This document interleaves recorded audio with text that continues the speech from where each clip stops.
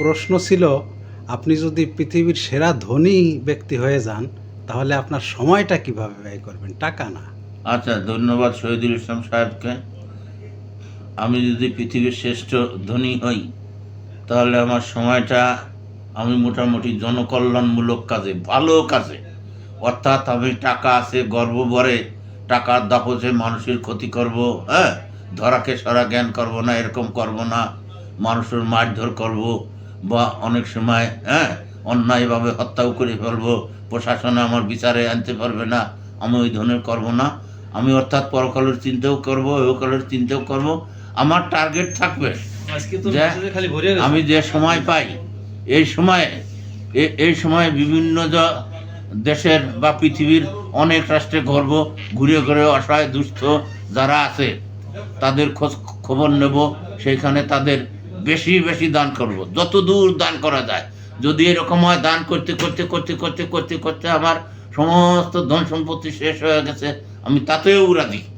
আমি দান করে যাব, মসজিদ মাদ্রাসা মসজিদ বিভিন্ন ধরনের জনকল্যাণমূলক কাজ করব। আমার টার্গেট এটাই, অর্থাৎ আমি ভালো কাজেই সময় ব্যয় করব। আমি ওই সময়টা যে আমার বান্ধবী নিয়ে ঘরবো বা অমুক নিয়ে অন্যায় অবৈধভাবে ঘরবো না। আমার বিবি যদি থাকে, বিবি তো এখন ঘরে পড়া, বিবি যদি ভালো বিবি আসে, তার নিয়ে বিকালে হয়তো 1 ঘন্টা হাঁটবো, এটুকু সময় যদি দেশে থাকি। দেশে না থাকলে বিবিকে নেওয়া যাবে না, নেবও না। কারণ জনকল্যাণমূলক কাজ করতে হলে আমার এই দেশে থাকলেই তো হবে না, পৃথিবীর অনেক রাষ্ট্রেই ঘুরতে হবে, ঘোরাঘুরি করতে হবে। এটা সত্যিকার অর্থে আমার মনের কথা, প্রাণের কথা। আল্লাহ পাক আমার এই প্রেক্ষিতে, এই টার্গেটে আল্লাহ পাক যদি আমার সর্বশ্রেষ্ঠ ধনী করে, আমি ওইটাই করবো, ইনশাল্লাহ করি দেখাবো। আমার মনের ভিতর কোনো গর্ব থাকবে না। আল্লাহ পাকের কাছে শুকুর গুজার করবো যে আল্লাহ আমার 2 পয়সার দশা, এই 2 পয়সা আমি মানুষের মাঝে খরচ করব, যাতে পরকালে তুমি আমার আটকাবার না পারো যে তোমার টাকা দিছিলাম, তুমি এই টাকাগুলো অবৈধ কাজে খরচ করছো, ভালো কাজে খরচ করো নাই।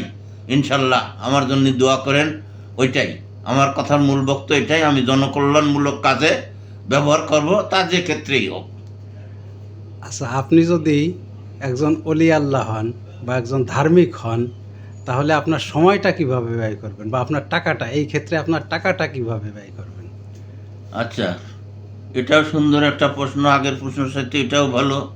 গড়িয়ে ফিরে যদি আমি মূল বক্তব্য পেশ করি, মূল বক্তব্য এটাই। আমি যদি আল্লাহর অলি হই, সবসময় চেষ্টা করব সারা বিশ্বের সমস্ত রাষ্ট্রে কিভাবে ইসলামিক আইন চালু করা যায়, ইসলামিক কোরআনের আলো কিভাবে ছড়ানো যায়, বিধর্মী যারা আছে তাদেরকে কিভাবে হেদায়েত দেওয়া যায়, তাদেরকে কিভাবে কোরআন নির্দেশিত আল্লাহ এবং আল্লাহর রাসূলের নির্দেশিত পথে আনা যায়, এটা আমি সর্বোচ্চভাবে চেষ্টা করব।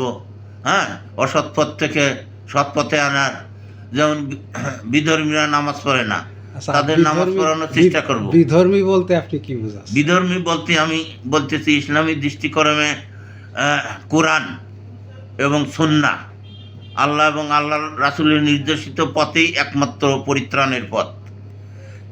সেইটার সঙ্গে তুলনা করে দেখতেছি যে আসলে কোরআন প্রদর্শিত পথ ছাড়া, অর্থাৎ খাঁটি মুসলমান মুমিন ছাড়া আর যারা আছে তারা আমার দৃষ্টিতে মনে হয় ইসলাম প্রদর্শিত পথে তারা নাই। এই কারণেই আমি বিধর্মী বলছি।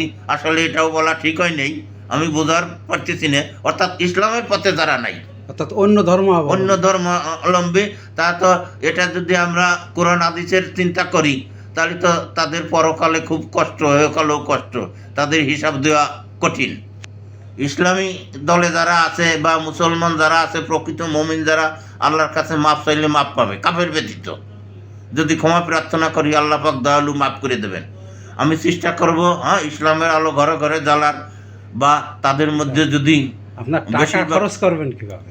টাকা খরচ করবে, যদি অসহায় গরিব লোক থাকে তাদের মাঝে বিলিয়ে দেব উন্নয়নমূলক কাজে। ওই আগের কথার সঙ্গে সম্পৃক্ততা রেখে বলতেছি যে উন্নয়নমূলক কাজে হাজার হাজার টিউবওয়েল দেবো, ডিপ টিউবওয়েল দেবো, বা দরকার হলে যাদের ঘর নাই তাদের ঘর বানায় দেবো, যারা কষ্টে আছে তাদের দান করবো।